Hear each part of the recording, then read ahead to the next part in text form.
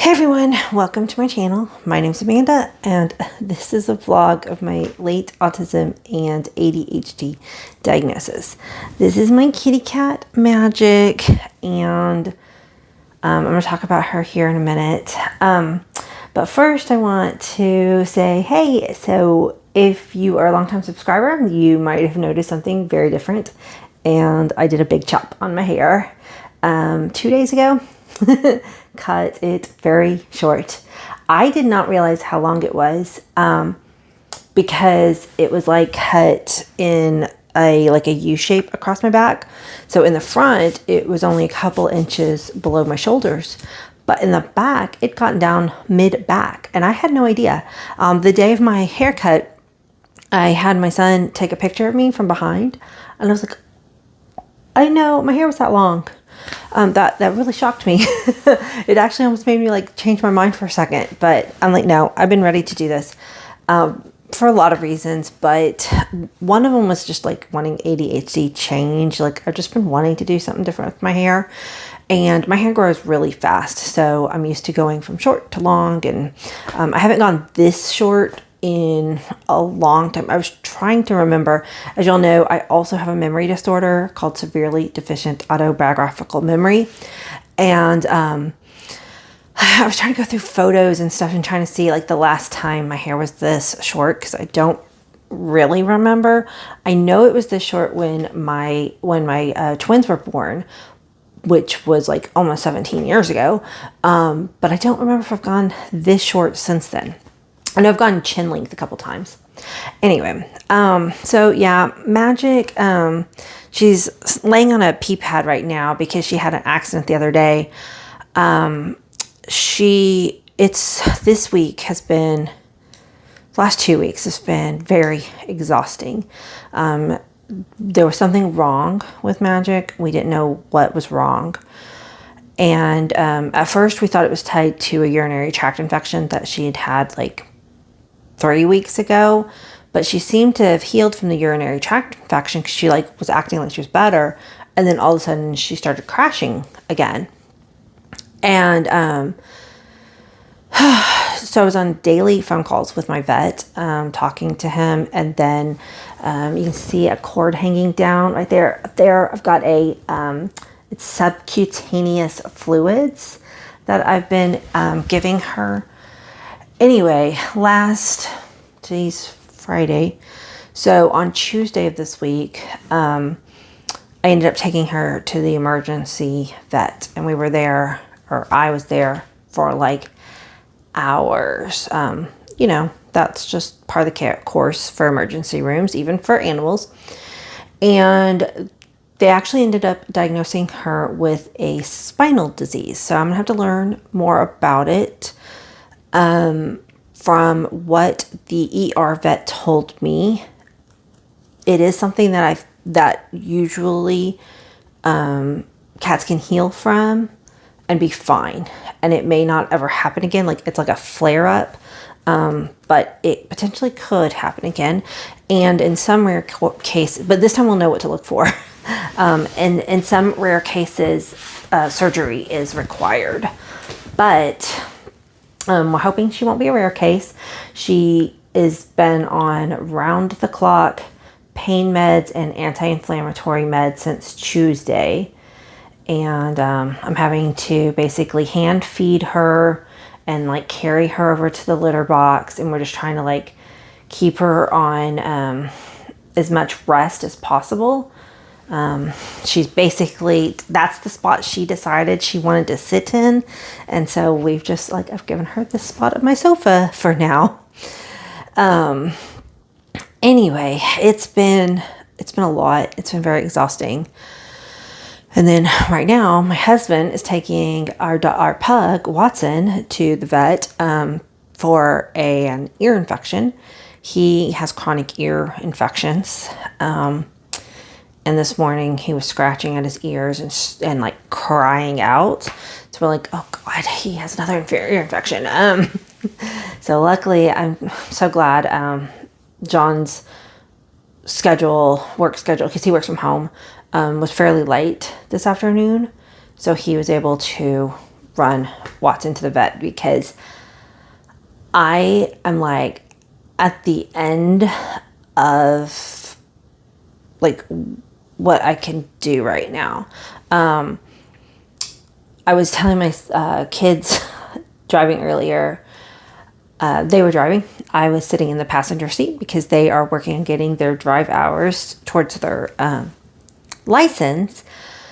But I was like, this really is a day where like I should have called in sick and just stayed in bed. I'm using air quotes because I'm a stay-at-home mom. Like I don't have anywhere to call into, but stay-at-home moms often, like, we don't get sick days. And since I'm not contagious, and I actually wasn't really even needed for the things today, I just needed to be physically present. I'm like, I can just do this. I can just sit in the car. So this morning, my son had a haircut. So I went 2 days ago on Wednesday to get mine cut. And my son had a haircut this morning. So he drove, and we had a really nice, good visit in the car. And he got his haircut.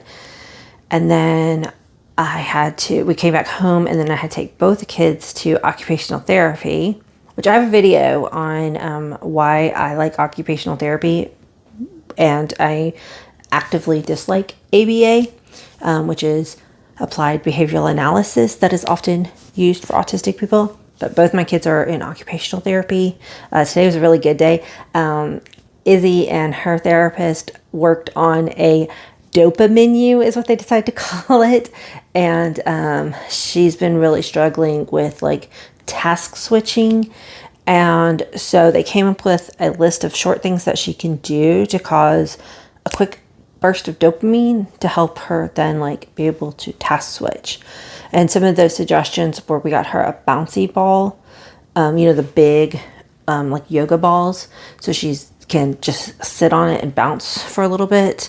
Pet one of the animals and like love on them for a little bit. Listen to one of her favorite songs, and check to see if she needs food or water, if she's hungry. Because both my kids struggle with hunger cues. And I don't remember, I'd have to look at the list, but she said it was okay to share it. But that was her dopa-menu, so they wrote it down so she'd have like, which one of these sounds like it would be a good thing for me to do. That sounds exciting, make my brain go wee, so then I can move on to another task. And so that was one of the things that they worked on in occupational therapy today. But again, like I wasn't really needed because they do their appointments by themselves most of the time now. But I still, needed to be there in the car because they don't have their license yet. And I came home from that, and, again, I wasn't actively doing anything for one of those appointments, but I still came home, and I've just been laying on this couch with Magic for like an hour just to recharge, to be able to sit here and do this video, because I am just so mentally, like, I'm just fried after this week. And a lot of it has been just either worry or, the care tasks for Magic. It hasn't been easy. She's on like pain pills around the clock. It's been very hard. And I actually had like a couple different social things this week, which is good, but it's frustrating when the social things end up wearing you down, right? I haven't been working on my book as much as I want to, just because every time I sit down at my computer, can't focus on it. And I want to be like focused when I'm making edits. That's like very important. I'm mostly just approving the edits for my editor at this point. For those who don't know, I wrote a book.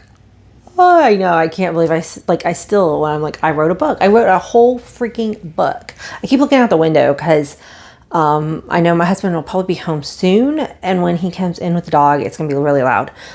Anyway, yeah, like the accomplishment of sitting down and writing an entire novel is still like, I can't believe I did that.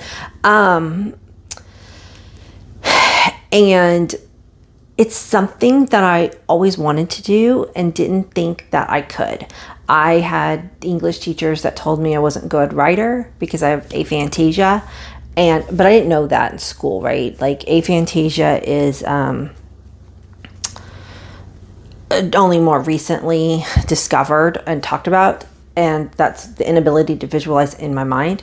So when I would go to write descriptive scenes in like English classes, I pretty much sucked at it because I can't visualize in my mind, but I didn't know that was what the problem was. I thought everybody was the same as me, and so I didn't know how to accommodate for it. But like writing my book, if there was like a scene that I wanted to describe, I pulled up a Pinterest board of like a bunch of these images that I was thinking about. And then so I had concrete pictures to look at, and I could take elements of each picture and like describe it to create my own scene. And that was really fun.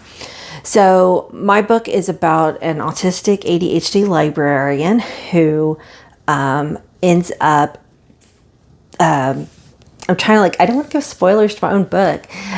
So she is on TikTok and she finds this historian who is a vampire. And his whole thing is that like, he talks about history through lived experience as a vampire. And she, being autistic, is just like really fascinated with all the history. And so she starts chatting with him, and they find out they live in the same city. And so they like meet, and she finds out that he is actually a real vampire. And, you know, everybody just assumes he's cosplaying because vampires aren't real, right? But in this world, they are. So they end up falling in love because it's romance.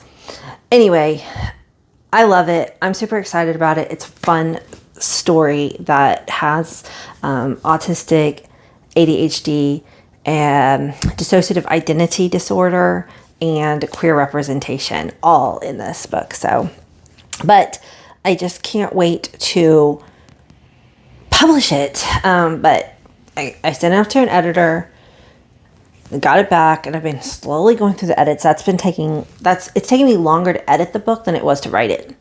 Because when I wrote it, I was on an ADHD like hyperfixation, and like every single day, that's all I could concentrate. Right now, I don't have a current hyperfixation other than politics. My brain did hyperfixate on politics when Kamala announced, but that's kind of like starting to wane out. Even though we haven't actually got to the election yet, I'm not as hyperfixated on it as I was a couple months ago. I don't like being in between hyperfixations. When you're in the midst of like a strong one, it can be its own kind of frustrating because like, you know, you need to get other things done, but all you want to do is that. I have a video called monotropism. It's where your brain is just like, do that one thing. But also I do love my hyperfixations because they provide that dopamine that I need. And I don't know. I feel more energized when I have a good hyperfixation. But right now it's actually kind of probably good because if I'm not going to be hyperfixated on my book, I'm glad I'm not hyperfixated on something else, because that way I'm just slowly working through my book. Not at a hyperfixation pace, but as okay, we're working on a chapter or two a day. We'll do this. So, yeah, that's that. But one thing that I wanted to talk about on this video is the fact that like I have been just going and going and going and pushing and pushing and pushing. And before I was diagnosed with autism and ADHD, that was just my life. Like I just would push until I absolutely fell over from exhaustion. And after my diagnosis and realizing that I was in burnout, because I was like exhausted all the time, and I am now trying to be more aware of that and trying not to overschedule things and trying to notice that when I'm getting tired to say no to more things. Tuesday, I had planned for a whole day of rest. Like I'm now planning days of recovery. And yeah, I'd probably still need to do some like light household stuff, but I wasn't planning on going anywhere or no social events, nothing really big on my schedule. And then Miss Magic was in critical condition that day. And it was like I said, I'd been on daily calls to the vet. And at that point, he's like, she's not improving. You need to take her to the emergency vet, because like at that point he was out of ideas.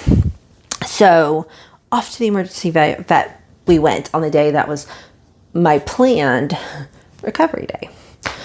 But good news is tomorrow I have nothing on my schedule.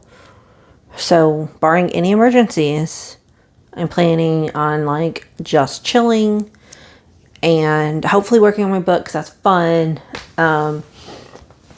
But hopefully tomorrow will be an actual day of recovery and rest for me. And I'm grateful that my life is set up in such a way that I can have days of recovery. Whenever I think about my planned days of recovery, I think about autistic people who don't have the support system that I do. I'm very lucky to have my husband. Because I know there's autistic people out there who sometimes have to work 2 jobs because they're underemployed for like what they actually could do. Or they're working a very physical job because that's what they could get hired to do. Because 85% of autistic people are unemployed or underemployed. And that's because we don't interview well, or we have very long histories of going from job to job. And so that makes us like, employers are like, why are you job hopping so much? Because we will get into a job and then we'll hit a burnout and we'll have to quit. So I know that some people are like, they go to work and they come home and crash. They go to work, they come home and crash. And that's like their current life. And one of the reasons why I do the advocacy that I do and talk about autism on YouTube is because I have the privilege to be able to do that, because I am not just working and sleeping and working and sleeping and working and sleeping to survive.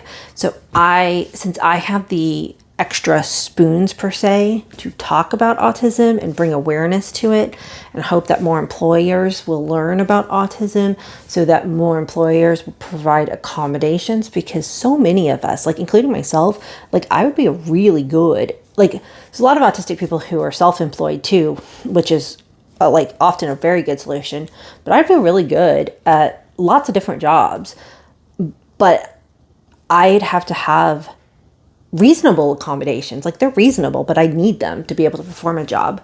My husband just got home. So I will be right back. But I'm about to wrap up this video.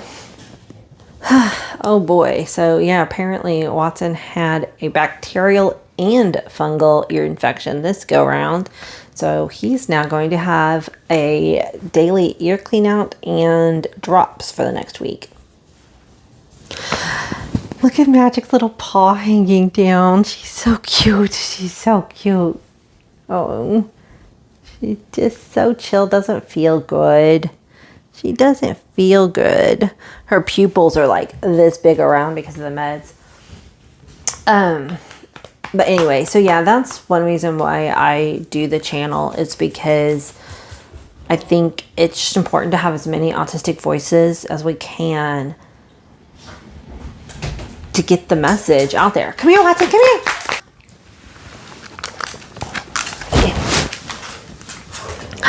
Here's Watson. Here's Watson. Here he is. Silly boy, silly boy. Okay, all done. Let me say goodbye. You want to say bye? I wish I could see him. He's so cute. Okay, So yeah, with that, I guess I will say goodbye until the next one.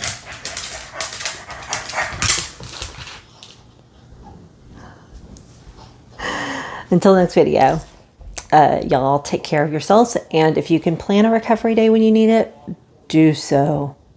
It makes a big difference.